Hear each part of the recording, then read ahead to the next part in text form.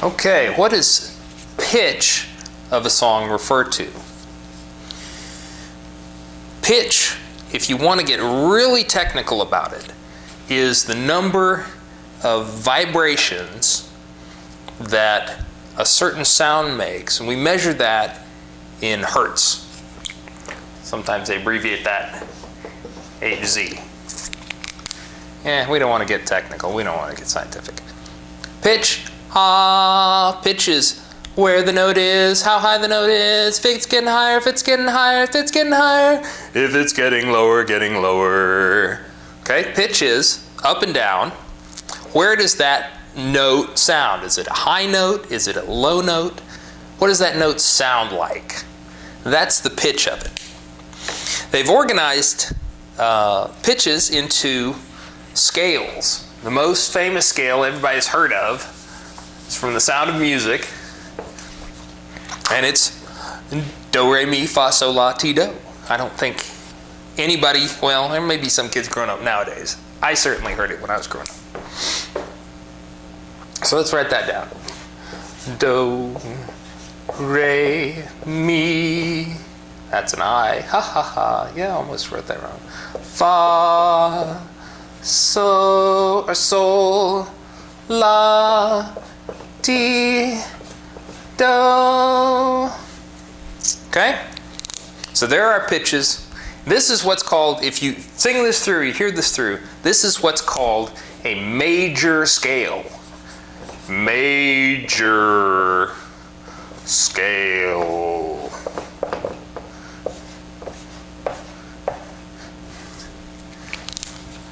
Certainly familiar to everybody. You know, you've heard do, re, mi, fa, sol, la, ti, do. Now, there's a difference between a scale and a staff. You've seen a staff before in the songbooks with all the funny little lines in it. You see the staff looks like this. It's got a clef here that I'm probably going to draw backwards, but they call that a treble clef. This is a staff. A lot of people get confused. A staff and a scale are not the same thing. You can have a scale on a staff. A staff actually has multiple scales in it. And you usually see systems that have, maybe in our a cappella music, you see systems that have two staves. And they have a bass clef that's something like that. I'll probably do that one backwards too. And the scale can be arranged on these staves, this system of two staffs, staves we call them. Now there's something that will go in the front here that's called a key signature that tells us how all these things line up. But we really don't want to get too technical about where the notes fit. I mean, this is not really an advanced music course. You don't really have to have advanced music knowledge to figure all this stuff out. Let's just say that we can put one of these scales on a staff, and each one of these notes here corresponds to either a line or a space in this staff. Okay? So let's do C major. We're not going to get technical here, but I'm going to put a little line here down below. Middle C is the line below this staff here. So if we went here, we could write do, right there, re, mi, fa, sol, la, ti, do. Okay? I'm probably off pitch too. Let's see. I'm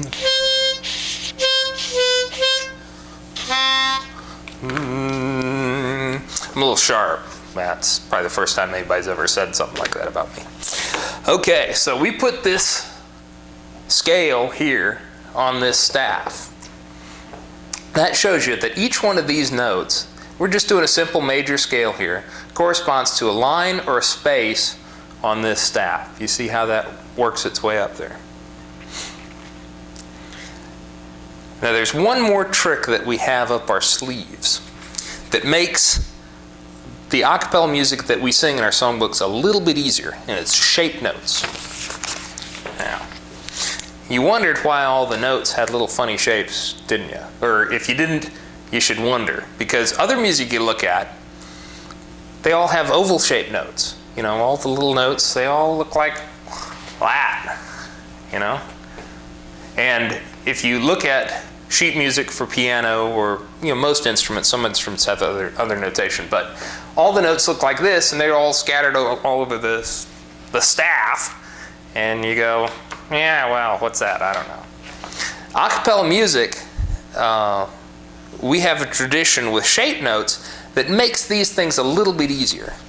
So what we do, we have these symbols that go with this. I'm going to draw these out.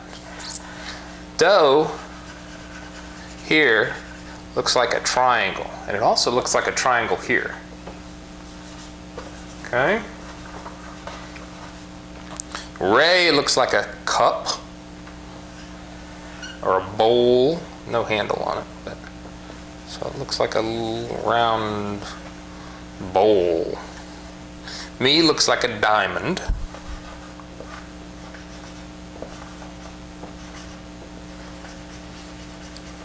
Fa looks like a flag of sorts, or a ramp, maybe.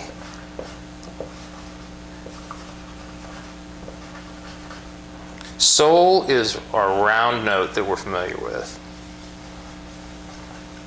La looks like a square.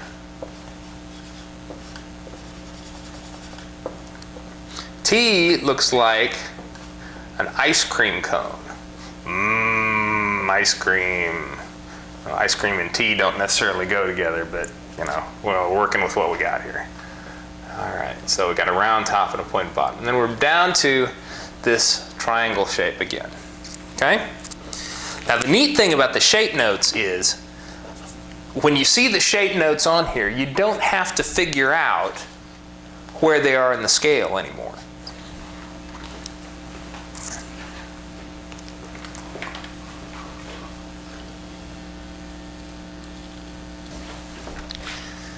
You know from the shape of these notes where they are in the scale. And that makes it easier to figure out what the intervals are, what it sounds like between different notes. We know that these notes are the same note, but this note, the top of the scale, is higher. Now, the distance we call between this note and this note, we call an octave. Octave. O-C-T-A-V-E. An octave.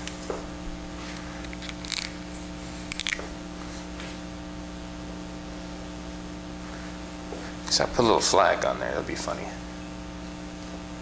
An octave. Okay. So an octave is the difference between this note down here and this note here, the bottom and the top of the scale, the same note. Say, for example, we were doing a C major scale. Okay?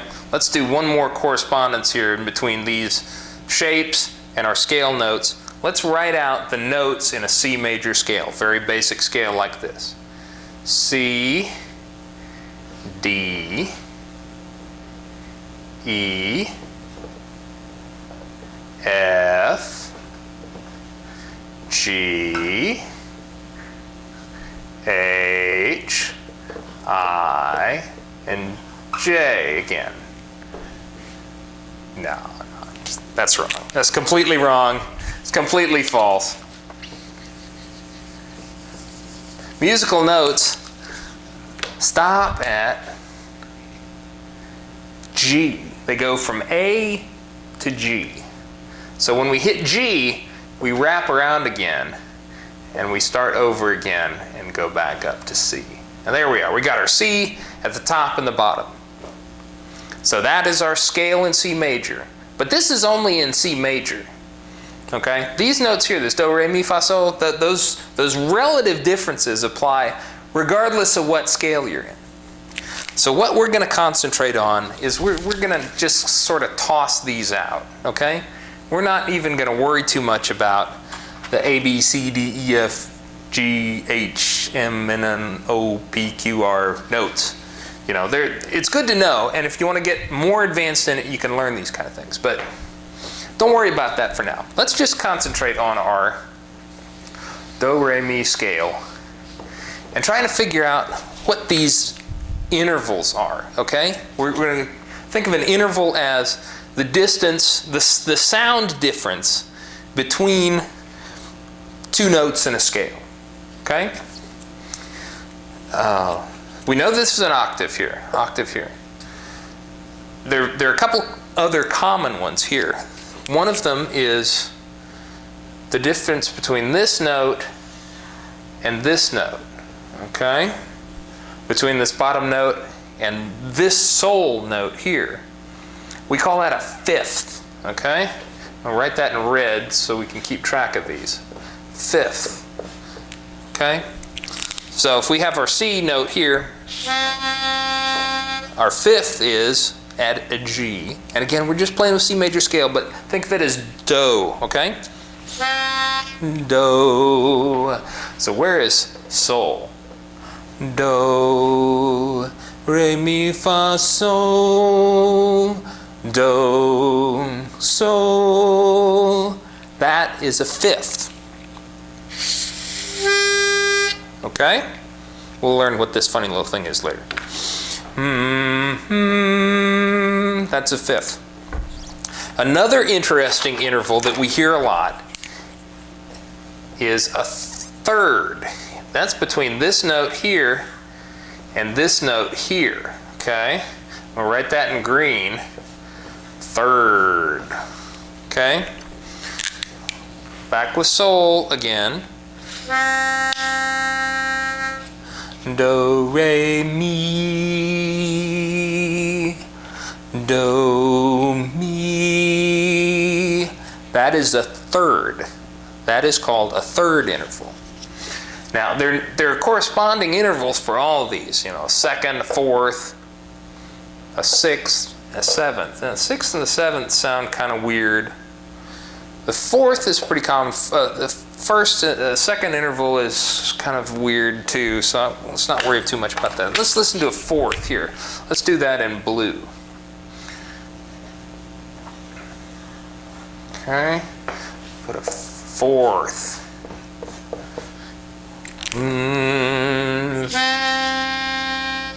Do, re, mi, fa, do, fa. That is a fourth. Do, fa. As you hear these intervals, you're like, what does that mean? Who cares what these intervals are? Major chords are built out of third intervals and fifth intervals a lot of times. A major chord is built out of the root, and that's another sneaky word for do, or a bass note, or a key, or whatever. The root, a third, a fifth. Da, da, da. That's a major chord, a major triad, okay? Very common stuff. The real interesting stuff starts happening when you figure out, when I look at this piece of sheet music and I see these shaped notes on there, what does that sound like? What does that sound like in my head? How can I look at that and understand what that song is going to sound like? And some of that comes with, experience, just doing it a lot, hearing a lot, singing a lot of songs.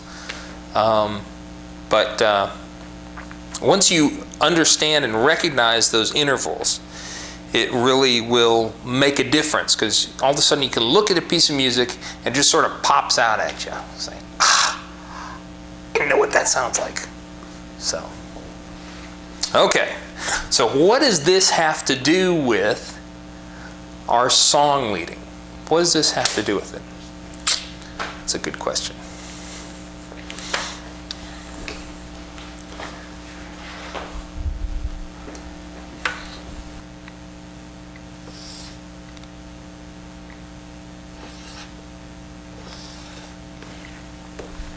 Okay. Now you remember I was telling you that we're not going to worry too much about the actual notes and where they are. We're going to worry more about the relative do, re, mi. That's true, except for when we have to start the song. What we need to do is figure out from this music that we see, what's the first pitch? Where do I start? What key is it in? You know, I mean, how high or how low do we have to sing the song? I'm going to use this little piece from Amazing Grace here, partially because the copyright's long expired, but great Christian song, you know, and also a great example for us to figure out, because it's not obvious. Looking at this, we got funny shaped notes, we got weird stuff over here. It's not obvious where we should pitch this song. How high or how low should we pitch it? Now remember, on our do, re, mi scale, what was our do? Was a triangle. When I was taught to lead songs, the guy that told me some of the tips about leading songs was from the South, and he said, look for the chicken coop. I had never seen a chicken coop raised, you know, mostly in the North most of my life. Sorry, Mom and Dad, they're from the South. But so he explained to me that this triangular shaped thing is what a chicken coop looks like. So if you find this chicken coop, you can find the key or the pitch of the song. Okay. So can we find a chicken coop? Let's see if we can find one. Well, there's one right there. All right. There's one right there. There's a chicken coop triangle note. Okay. Right there, smack dab in the middle of our song. So how does that help us? Well, we know that the major scale, and most songs, a cappella songs, 99% of them are in a major key. There's some that are in minor key. We're not going to worry about those right now. In major key, this note here is where our do, re, mi starts. Okay? Now, I'm going to jump ahead a little bit. I'm going to cheat a little, and I'm going to use my pitch pipe to find this note here. Remember, we talked about the notes before, and they started, our line below here, they started C, you know, we're doing a C major scale, C, D, E, F, G, A, B, C, okay?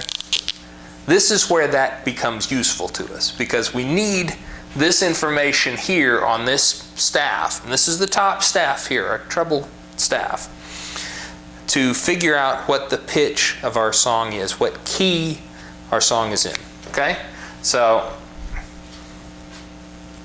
if we use this little cheat here, we can see C, D, E, F, G, A. Oh, okay.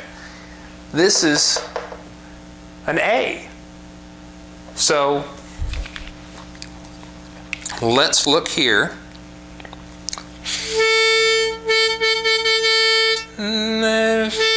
Do, do, an octave, remember, same note, an octave. Do, re, mi, fa, sol, la, ti, do. Okay? That's the key our song is in. So if you're familiar with Amazing Grace, Amazing Grace, how sweet the sound. That's the key that we're looking for. Now, for those that are technical, you're going to say, oh, that's actually an A flat over there. Well, okay. You can look at these things here in this key signature, and this tells you what the accidentals are. It's kind of complicated. The only difference between an A and an A flat is very slightly lower, okay? So an A sounds like this, an A flat sounds like this. It's a half step. It's not really critical that you get this at A flat. If you get it at A, it's going to sound fine. It's so close, it'll sound fine. It doesn't have to be precisely on the right pitch, okay? If you get in the ballpark, though, and you get it within that half a step or exactly on, if there's no natural sharps or flats, you may see sharps. Sharps look like this in there too, okay? That means half a step up. It's going to sound fine. The key thing you want to do when you pitch the song is you don't want the basses to be down somewhere where they can't sing this so low. You don't want the sopranos and tenors to be way up here. I think I broke something in my neck because it's too high.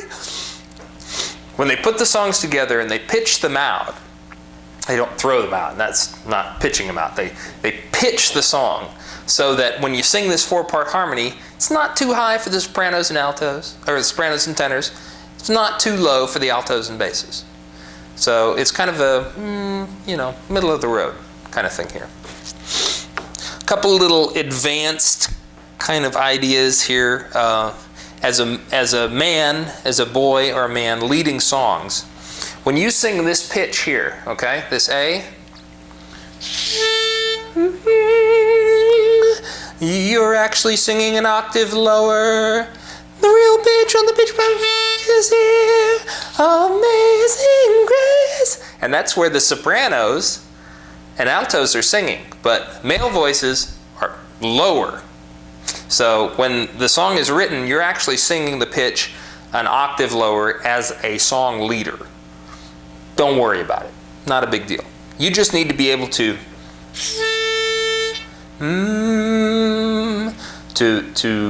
match that pitch in your head. And then figure out where the song is going to start. Remember, do, re, mi, fa, sol. When you're on May, that word there, that's the pitch you're at. Amazing grace. Okay? So that's how we figure out the pitches of the song in a nutshell. Pretty simple.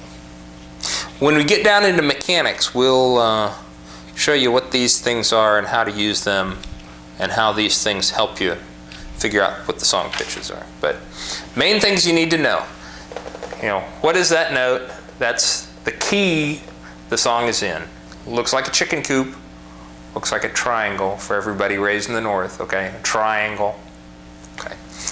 And we need to know the notes of the scale, the notes of this staff here, just enough to get us the right starting pitch of the song. After that, doesn't matter. Doesn't matter. But if we know that C is on that line underneath, okay, remember? We have that line in the middle. We know that middle C is that line in the middle. And we know every line and every space is a letter. And we know it only goes to G and then it repeats, okay? So C, D, E, F, G repeats A, B, C, D, E, F, G. You could keep going and adding lines up here if you want to. You keep going down there.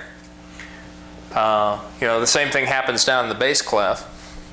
You start dropping down into there and you can work that all the way down, okay? But you can figure out the same notes. There are also some memory tools to remember the notes. Every good boy does fine. E, G, B, D, F for the lines, okay, treble. F, A, C, E for the spaces, face. Every good boy does fine, face. But if you remember that C, that middle C, you can work it all out. Okay? So that's kind of it in a nutshell, okay?